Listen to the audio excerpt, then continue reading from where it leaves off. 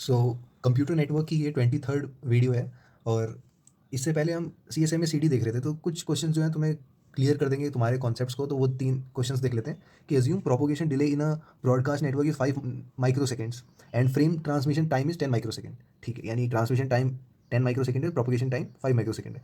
Question कह रहे हैं कि कितना how long does it take for the first bit, पहली बिट, यहाँ पे बाइट भी नहीं बोल रहा है, यानी फ्रेम जब सेंड होगा उसमें पहली बिट जो है वो उसको कितना टाइम लगेगा, तो उसको लगता है propagation time that is 5 microsecond.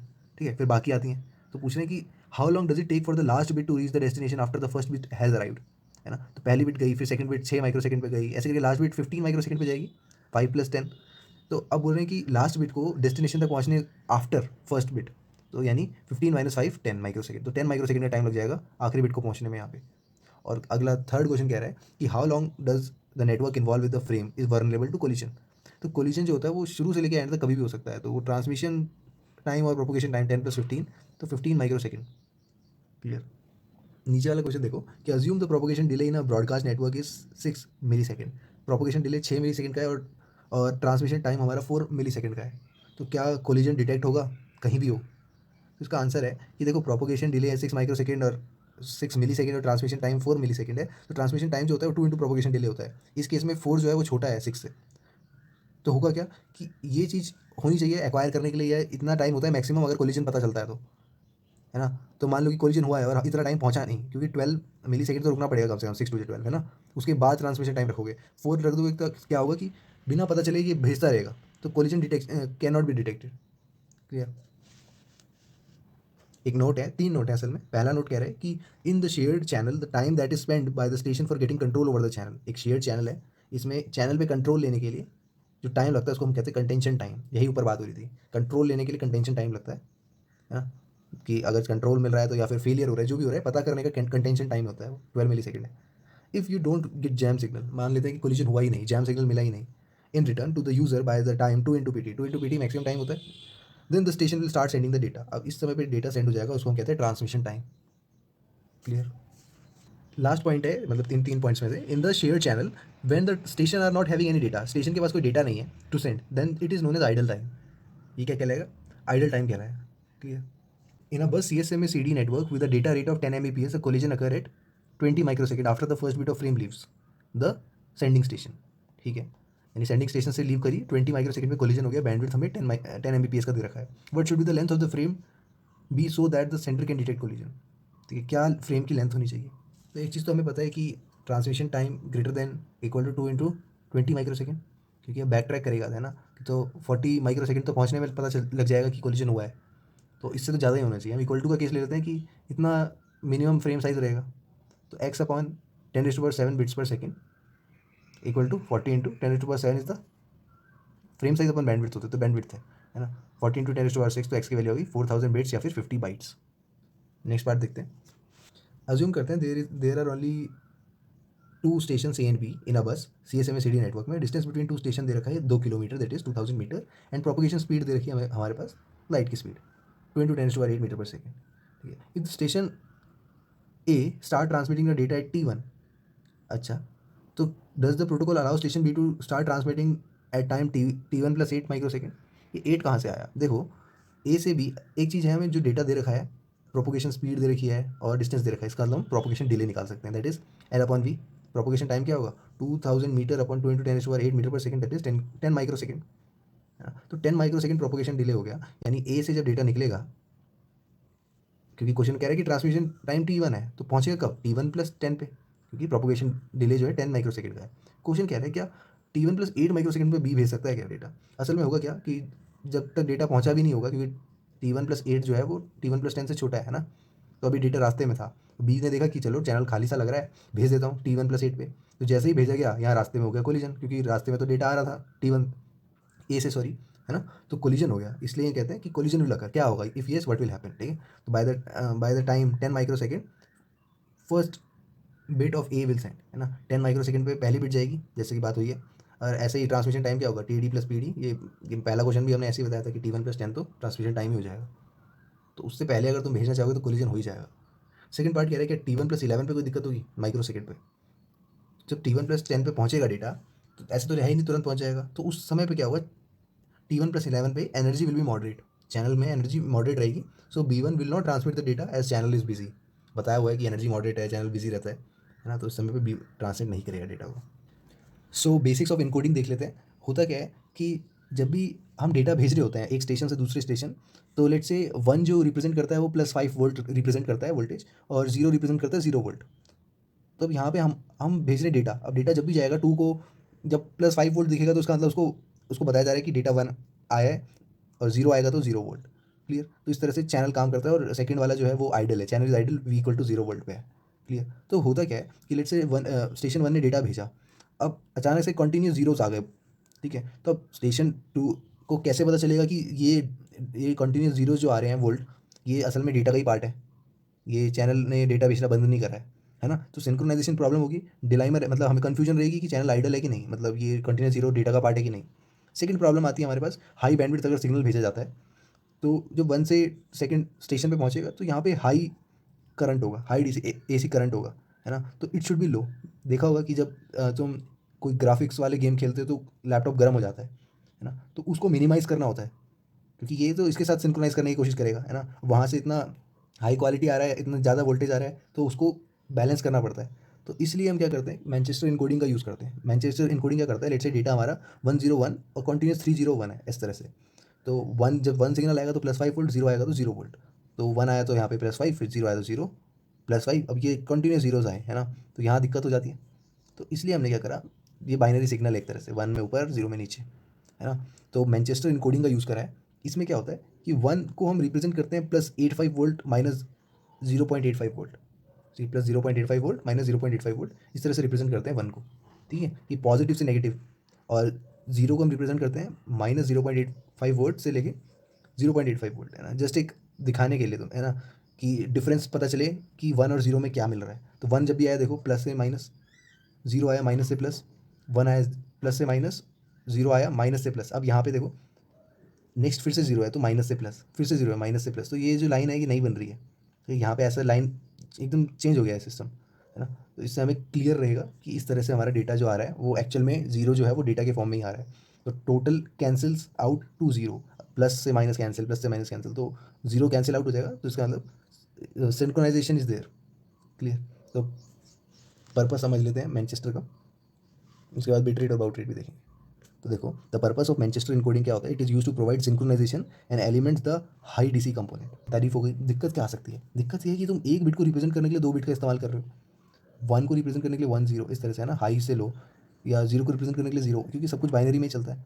तो एक चीज़ ये दिक्कत हो गई कि एक बिट को रिप्रेजेंट करने के लिए 2 बिट्स का यूज़ हो रहा है। Advantage with trade off at a cost of its double the bandwidth. ठीक है? तो यही है कि एक एडवांटेज मिल रही है हमें, सिंक्रोनाइजेशन बैठ रहा है, हाई डीसी एलिमेंट आ रहा है, मगर दिक्कत क्या है कि डबल हो रही है बैंडविड्थ। बिट रेट क्या होता है? The rate at which user transmit the data is known as bit rate. इस रेट पे यूजर डेटा को ट्रांसमिट कर रहा है। ठीक है? बाउड रेट, या फिर अगर तुम क्वेश्चन में देखोगे सिंबल लिखा हुआ है, या फिर सिंबल रेट लिखा है, या एलिमेंट रेट लिखा है, तो इसका मतलब बाउड रेट की बात हो रही है। तो it is defined as the symbol rate, that is the symbol that is use to represent the bit. ठीक है? जैसे यहाँ पे रिप्रेजेंट करने के लिए सिंबल यूज़ हो रहे हैं ना, तो वो कितने सिंबल यूज़ हो रहे हैं तो एक बिट को रिप्रेजेंट करने के लिए, उसको हम बाउड रेट कहते हैं। तो अब देखो क्वेश्चन दिखाते हैं। तो एक एनालॉग सिग्नल है, कैरी करता है 4 bits per signal elements. If 1000 signal elements are send per second, what is the bit rate? Bit rate पूछा जा रहा है। एक सिग्नल 4 बिट्स, है ना, कह रहे 1 सिग्नल 4 बिट पर सिग्नल। ठीक है? और 1000 signal elements are send per second, तो 1000 सिग्नल एलिमेंट्स एक सेकंड में भेजे जा रहे हैं, यानी एक सेकंड में कितने बिट्स भेजे जा रहे हैं? 4000 बिट्स पर सेकंड भेजे जा रहे हैं। तो यही हमारा बिट रेट कहलाता है। और बाउट रेट तो तुम्हें दिख ही रहा है कि 1000 सिग्नल एलिमेंट, जब भी एलिमेंट बोला ना, सिग्नल एलिमेंट, तो 1000 है, तो ये हमारा बाउट रेट हो जाएगा। आगे देखो कि an analogue signal has a bit rate of 8000 bps। ठीक है? बिट्स पर सेकंड बिट रेट दे रखा है, and a baud rate of 1000 baud. ठीक है? How many data elements are carried by each signal element? कितने डेटा एलिमेंट कैरी हो रहे हैं, और how many signal element do we need? कितने सिग्नल एलिमेंट हमें चाहिए? तो देखो, बिट रेट हमें दे रखा है 8000 bps, यानी एक सेकंड में 8000 बिट्स जा रही हैं, है ना? या इसको हम ऐसे कह सकते हैं कि एक सेकंड में 8 इंटू 1000 बिट्स जा रही हैं। तो बाउड रेट हमारा क्या हो गया? 1000 बाउड हो गया। क्लियर? तो ये 1000 जो है वो एलिमेंट बता रहे हैं कितने सिग्नल एलिमेंट्स हैं। तो एक सिंबल जो है वो रिप्रेजेंट होता है 8 बिट में। ये समझ में आता है ना? एक सिंबल रिप्रेजेंट होता है 8 बिट में, to represent one baud 8 bit used. Clear? With 8 bit number of combination 2 की पावर 8 बनते हैं। तो पूछ रहे ना, how many signal elements do we need? तो 2 की power 8 that is 256 signal elements चाहिए होंगे। क्लियर, ऊपर वाले क्वेश्चन की तरह है, बस यहाँ पे नीचे बिट और बाउट रेट दोनों दे रखे। अब आते हैं हम IEEE 802.3 फ्रेम फॉर्मेट पे। तो अब देखो कि इस तरह का फ्रेम फॉर्मेट होता है। फिजिकल लेयर के लिए होता है प्रेम्बल और SFD, ठीक है। और फ्रेम होता है हमारा ये destination address, sender address, type, data और CRC। ये गूगल कर लेना SFD को। बस यहाँ पे मेन चीज़ है हमारा फ्रेम इस पर्टिकुलर साइड में। बीच में गैप इसलिए है क्योंकि फिजिकल लेयर में और ये डेटा लिंक लेयर में, ठीक है। तो द ओनली, अच्छा ये और चीज़ें भी लिखी हैं कि कितने, ये प्रेम्बल जो होता है 7 बाइट्स का होता है, SFD 1 बाइट का, डेस्टिनेशन एड्रेस 6 बाइट का, सेंडर एड्रेस भी 6 बाइट का, टाइप 2 बाइट का होता है, ठीक है। और डेटा जो आता है वो नेटवर्क लेयर का पैकेट होता है, वहाँ से आता है डेटा लिंक लेयर में, है ना, पता है तुम्हें। फिर ये जो होता है 46 बाइट का होता है, CRC 4 बाइट का होता है। ये कैसे आ रहा है ये सब देखेंगे। और ये 1500 और 1518 क्या है ये भी देखेंगे। CRC का होता है ट्रेलर होता है, यानी पीछे आता है। जैसे तुम CRC कैलकुलेट करते हो, है ना, तो हम क्या करते हैं, पीछे वो जो पैडिंग वैल्यूज़ को जो 0 0 रखा होता है उनको चेंज कर देते हैं, रिमाइंडर है ना, तो वही वही चीज़ है ये। तो the only layer which is attaching the trailer, that is CRC, is the data link layer. Clear. Example CRC attach to the end of the data. जब भी कोई पूछेगा कि ये ट्रेलर को एंड में कौन अटैच कर, ट्रेलर तो नाम ही मतलब, एक होता है हेडर और दूसरा होता है ट्रेलर। ट्रेलर मतलब ये होता है एंड में, है ना। The only layer which is attaching trailer is the data link layer, ठीक है। तो CRC अटैच होते हैं एंड में। Parallelly we can calculate the remainder, तो हम हमारी मशीन जो है कैलकुलेट करती है रिमाइंडर को, CRC inside the computer, and parallelly we can send data, sending the data. तो हम डेटा भी भेज रहे हैं और CRC कैलकुलेट भी कर रहे हैं। फिर जैसे CRC कैलकुलेट होता है एंड में अटैच कर देते हैं। तो by the time the data transmission has been done, the CRC calculation also done inside the computer, ठीक है। जैसे डेटा ट्रांसमिशन खत्म हो जाता है, डेटा भेज दिया, उसके बाद CRC, तब तक तो CRC बन कैलकुलेट हो चुका होगा। Now we can attach the CRC at the end of the data, ठीक है। This occupies less time. तो ऐसे क्यों करते हैं, क्योंकि टाइम कम लेता है। आगे बढ़ते हैं। अच्छा, आगे बढ़ने से पहले ध्यान रखना कि इस पर्टिकुलर चीज़ को थोड़ा दिमाग पर रखना। मैं दोबारा बोल देता हूँ। असल में है क्या कि फिजिकल लेयर में प्रेम्बल SFD है। अब यहाँ पे क्या होता है ना कि ये चीज़ फिजिकल लेयर में है, तो लेट्स से 1010 ऐसे करके यहाँ पे बिट्स आ रही हैं, और 1010 ऐसे 10 लास्ट में 11। तो एक चीज़ हमें समझ में आती है कि ये टेस्टिंग के लिए था, मतलब ये पता लगा, ये कनेक्शन के लिए था, है ना। लास्ट में 11 आया नहीं, इसके बाद से एक्चुअल में हमारे पास डेस्टिनेशन एड्रेस, सेंडर एड्रेस आने वाला है। क्लियर। तो थोड़ा याद रखना कि 7 बाइट्स होता है, 1 बाइट होता है, 6 बाइट 2 बाइट, 1500 बाइट जो है मैक्सिमम है। आते हैं इस पर, ठीक है। मैंने पॉइंट लिखा हुआ है 1518 बाइट जो है फ्रेम जो है मैक्सिमम जा सकता है। ट्रेलर होता है ये 4 बाइट का, और डेटा होता है 46 बाइट का। बस मैं कह रहा हूँ कि पेज नहीं पलटेंगे ना बार बार, तो ये थोड़ा दिमाग में रखना। तो देखो जब हम भेज रहे होते हैं, ये हमारा CSMA CD फॉलो कर रहे हैं ना, तो 1 से लेके 3 तक भेजना है, ठीक है। स्टेशन 1 को 3 तक डेटा भेजना है, तो भेजेगा भेजेगा भेजेगा। और 2 को मतलब इसने डायरेक्ट भेज दिया, तो 2 तैयारी नहीं था इसके लिए, राइट। तो 2 की तैयारी के लिए हम वो भेजते हैं फिजिकल लेयर वाला, प्रेम्बल और SFD, है ना। तो जैसे ही एक बार कंफर्म हो जाता है 2 को, उसके बाद हमारा डेस्टिनेशन एड्रेस आता है। तो 2 बोलता है भाई मैं तो नहीं हूँ। 3 के बाद जाता है, 3 बोलता है कि हाँ मैं हूँ। 4 के पास भी चला ही जाता है वो, ये तो बताया हुआ है कि हर जगह ट्रैवल करता है ना। तो शुरू में हम क्या भेजते हैं कि लिखा हुआ है कि preamble and SFD are use to provide synchronisation between sender and receiver. एक बार सिंक्रोनाइजेशन बैठ गया, ठीक है, सिंक्रोनाइजेशन करने के लिए हम क्या भेजते हैं, प्रेम्बल और SFD, that is this bits will alert the receiving system that the data is coming. वही है, दिल थाम के बैठी ऐसे करके बोला जाता है। उसके बाद आते हैं मेन हीरो, है ना। तो वही डेस्टिनेशन एड्रेस उसके बाद पता चलता है जब वो सिंक्रोनाइज हो जाता है। द टाइप फील्ड इंडिकेट, अच्छा टाइप नाम की एक फील्ड आई थी, तो वो इंडिकेट करती है कि whether it is a data frame और कंट्रोल फ्रेम, ठीक है। वो डेटा फ्रेम है, कंट्रोल फ्रेम है। क्लियर। अगला पॉइंट है कि हमारे पास देखो ट्रांसमिशन टाइम होता है 2 × PD। ये लगता है एक्वायरिंग, चैनल को एक्वायर करने में, कोलिजन डिटेक्ट होने में, है ना, चैनल एक्वायर करने में पहले ही बता चुके हैं। अब यहाँ देखो कि 10 base 5 ये मैंने बता रखा है कि केबल है इस तरह की, है ना। तो इसमें लेंथ फिक्स है, वेलोसिटी फिक्स है ना यार, प्रोपोगेशन स्पीड कह लो, बैंडविड्थ फिक्स है, एक ही फिक्स बैंडविड्थ आएगा, यानी फ्रेम साइज़ जो है वो भी फिक्स है। तो हमारा 64 बाइट का फ्रेम साइज़ आता है।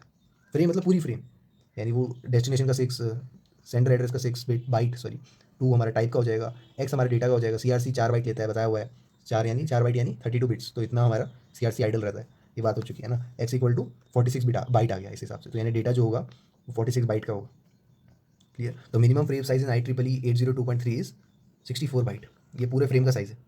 और मिनिमम डेटा साइज़ क्या होगा, 46 बाइट, अभी हमने कैलकुलेट करा, ठीक है। बाकियों को जो रिस्पेक्टिव बाइट देने के बाद जो बचा 46 बाइट, वो हमने कैलकुलेट करा। The restriction are to support a protocol CSMA CD और टू एक्वायर द चैनल। ये जो रिस्ट्रिक्शन दे रखी है इस तरह की, ये क्यों, क्योंकि CSMA CD को सपोर्ट कर रहे हैं, चैनल को एक्वायर कर रहे हैं। आगे बढ़ते हैं। If the data that is coming from network layer is less than 46 byte, ठीक है, अगर मान लेते हैं कि डेटा कम आया, 46 बाइट से कम आया, then up to 46 byte padding bits are added. तो पैडिंग बिट्स जोड़ देंगे वो 000 वाली। Then the minimum frame size will become 64 bit, क्योंकि मिनिमम फ्रेम साइज हमें 64 बाइट बनाना है, ठीक है। तो पैडिंग बिट्स ऐड करनी पड़ती है। और मैक्सिमम फ्रेम साइज IEEE के तहत जो है वो 1518 है, ये 1518 बाइट का है। And the maximum data that is coming from network layer is, data जो कम होता है वो, क्योंकि 18 तो बाकियों की 6+6+2+4 है ना, तो ये चीज़ तो हो गई। फिर बचे क्या, 1500। 1500 बाइट जो है वो नेटवर्क लेयर से आती हैं। This restriction are to provided for fair and equal chance to all the station in the network. ऐसा ना हो कि सिर्फ वन ही डेटा भेजता रह जाए, बाकी सब स्टारवेशन में चले जाए, है ना। तो कह रहे हैं कि सबको फेयर एंड इक्वल चांस मिलेगा, तो इससे ज़्यादा नहीं भेज सकते। कनेक्शन ओरिएंट कर दिया, फिर डेटा भेजने पे लगे वो सेम उसको, है ना। तो फिर हम क्या करते हैं कि मैक्सिमम रखते हैं 1500 बाइट, और औरों का भी मौका देते हैं कि उनकी तरफ से कोई डेटा आ रहा है। तो restriction is provided for fair and equal chance to all the station in the network in order to not to assign any priority to a particular station, कि कोई प्रायोरिटी नहीं है, सब इक्वल है। क्लियर। लास्ट पॉइंट कह रहे हैं कि CRC is providing error control for the entire frame. अब CRC पूरे फ्रेम के लिए एरर कंट्रोल करेगा, तो CRC can detect error easily only when data size is small. ये भी फैक्ट है ना। CRC तभी एरर बता पाएगा जब डेटा साइज छोटा हो। तो ये सारे फैक्टर ध्यान में रखे जाते हैं, इसलिए एक साथ इतना बड़ा डेटा भेजा नहीं जाता, 46 ही रखा जाता है। ठीक है, तो ये थे हमारा इससे related concept. IEEE frame format हमने देखा आज। चलो